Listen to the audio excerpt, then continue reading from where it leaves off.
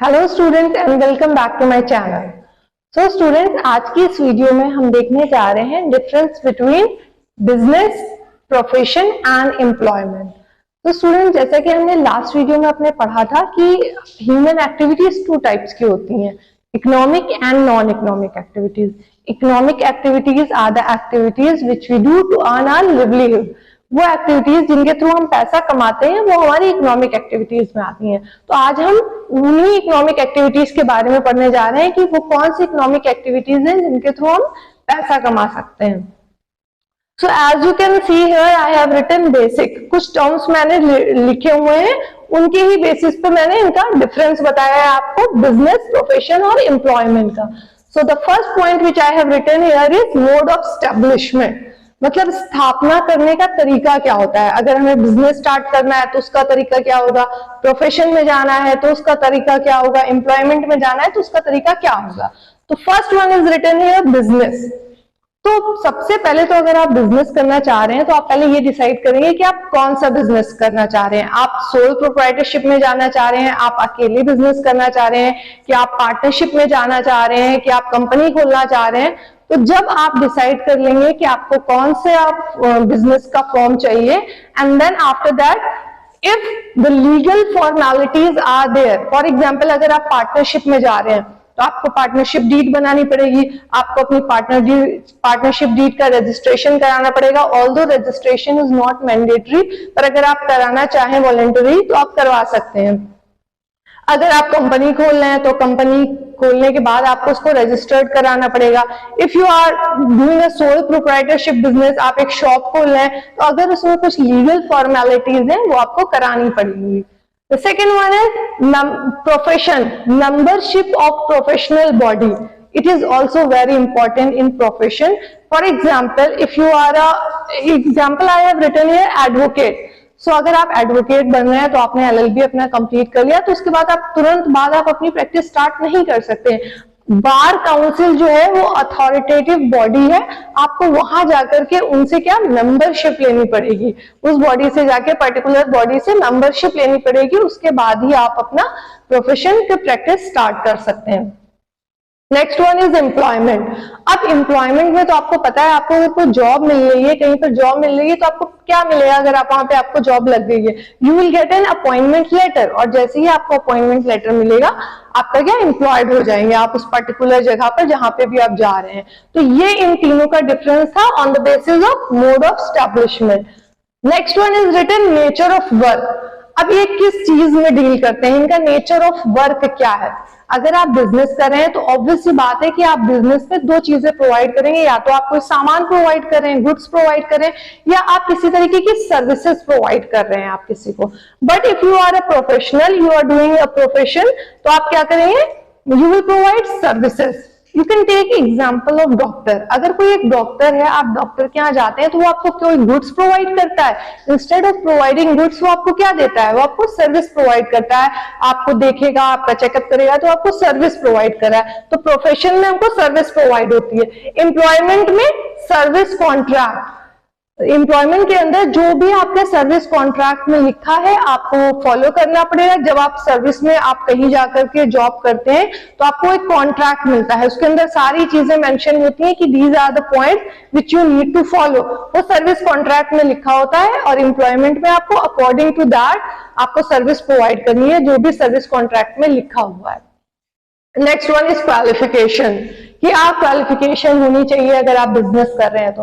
You can take example, आप अपने घर के आसपास का एग्जांपल ले सकते हैं कि आपके घर के पास में कोई शॉप है, ग्रोसरी की शॉप है, तो क्या वहां लिखा हुआ है कि बीकॉम वाले ग्रोसरी की शॉप खोल सकते हैं, या कोई साइकिल की शॉप है, या कोई इलेक्ट्रॉनिक्स की शॉप है, तो वहां कहीं मेंशन नहीं होता है कि ये चीज इतनी क्वालिफिकेशन चाहिए हमको ये करने के लिए। तो in business we don't need any there is no need of minimum qualification।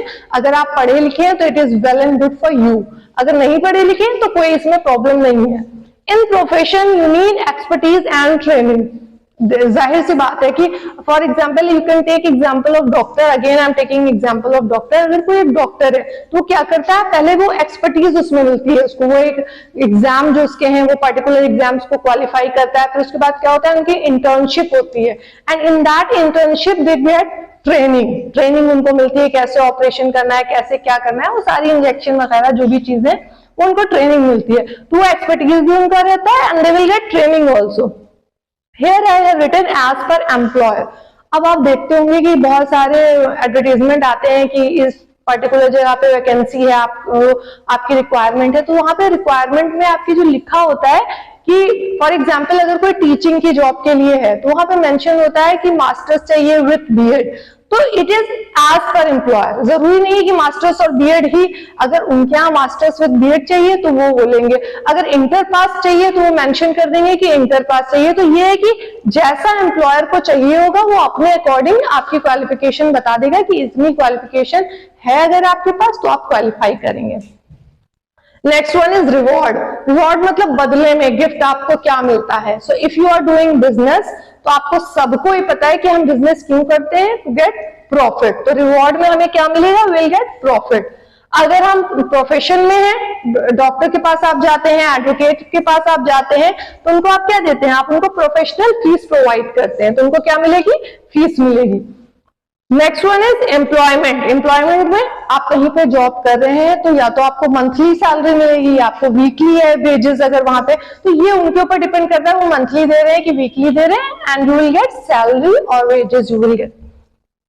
Next one is transfer of interest. आप again you can take example, अगर आप बिजनेस में है, फॉर एग्जाम्पल आपके फादर की अगर कोई शॉप है, एक दिन उनकी तबीयत नहीं ठीक है, तो आपका भाई जाकर के शॉप पर बैठ सकता है, तो ट्रांसफर ऑफ इंटरेस्ट हो गया। अब वही सब कुछ मैनेज कर रहा है, वही सब कुछ देख रहा है। पर अगर आप ये प्रोफेशन में डॉक्टर का एग्जाम्पल ले लीजिए, अगर किसी डॉक्टर की तबीयत नहीं ठीक है तो क्या अपनी जगह पर अपने बेटे को भेज देगा कि आज जाओ, आज तुम जाकर के इंजेक्शन लगाओ, जहां जो मर्जी करना है वो करो, तो that is not possible in profession, वो नहीं ये चीज कर सकता है। And in case of employment also, अगर आप बैंक में एग्जांपल ले लीजिए, बैंक में कोई जॉब कर रहा है और उसे कहीं किसी वजह से कहीं बाहर जाना पड़ा है, तो क्या हो सकता है कि वो अपने छोटे भाई से कह दे कि आज मेरी जगह पे तुम जाके बैंक में बैठ जाओ। No, that is not possible. तो ट्रांसफर ऑफ इंटरेस्ट जो है वो बिजनेस में पॉसिबल है, प्रोफेशन और एम्प्लॉयमेंट में it is not possible. Next one is capital. Capital means how much money you need, कितना पैसा चाहिए। So it depends on the nature and size of the business. आप एक छोटी सी शॉप खोल रहे हैं तो आपको कम पैसे चाहिए, आप एक बहुत बड़ी मॉल खोल रहे हैं, बहुत बड़ी कंपनी खोल रहे हैं, तो you need a lot of money. तो ये डिपेंड करता है कि आपका नेचर और साइज कैसा है। Next one is profession. आपको प्रोफेशन में फॉर एग्जाम्पल आप डॉक्टर हैं, आप एक क्लिनिक खोल रहे हैं, तो आपको एक लैंड लेनी पड़ेगी और उसमें जो कंस्ट्रक्शन है वो कराना पड़ेगा। तो प्रोफेशन में एक लिमिटेड अमाउंट ऑफ मनी, उसके बाद फिर आपको नहीं खर्चा करना है। और आप एम्प्लॉयमेंट में you don't need any money, you don't need capital, capital is not required, इसमें नहीं जरूरत हमको होगी। Next one is risk. तो रिस्क तो भैया देखो, रिस्क तो हर जगह प्रेजेंट होता है। अगर आप बिजनेस कर रहे हो तो आपको पता भी है कि रिस्क के बिना आप कोई भी बिजनेस कर नहीं सकते हो। तो risk is always present in business and in profession. आप अगर एक क्लिनिक खोल करके बैठे हो तो ये नेचुरल सी चीज है कि बीमार होना है। हाँ, ये हो सकता है कि कभी कोई कम आ रहा है, कभी कोई ज्यादा आ रहा है, तो some risk is present in profession. Next one is employment.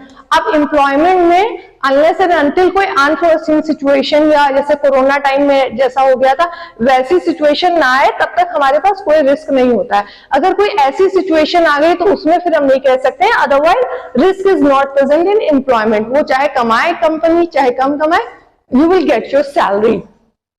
Example I have written for business. आप अपने आप से भी सोच सकते हो, बिजनेस में शॉप, फैक्ट्री, कोई कंपनी, वो बिजनेस का एग्जाम्पल हो जाएगी। For profession, any medical professional जो भी है, या एडवोकेट हैं, सीए हैं, सीएस है, ये प्रोफेशन में आ गए। Next one is employment. तो जो लोग जॉब कर रहे हैं बैंक में वो एम्प्लॉयमेंट में आ गए, या जहां पे भी जो लोग जॉब कर रहे हैं वो एम्प्लॉयमेंट में आ गए।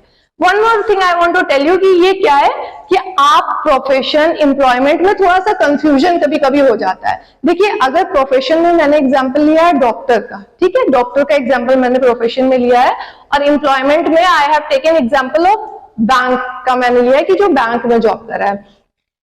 तो देखिए, अगर डॉक्टर का क्या है कि डॉक्टर अपना खुद का क्लिनिक खोल करके और वो वहां पे काम कर रहा है, तो he is a professional, profession में आ गया वो। पर अगर वही पर्टिकुलर जो डॉक्टर है वो जाकर के किसी दूसरा एक हॉस्पिटल है वहां जॉब कर रहा है, तो वो फिर प्रोफेशन से निकल के किस में आ जाएगा, एम्प्लॉयमेंट में आ जाएगा, क्योंकि अब वो सैलरी अपने एम्प्लॉयर से, अपने बॉस से लेगा। तो इसमें आप बिल्कुल भी कंफ्यूज मत होइएगा, बस सोच करके देख लीजिएगा और आपको ये जो कंफ्यूजन है ये बिल्कुल क्लियर हो जाएगा।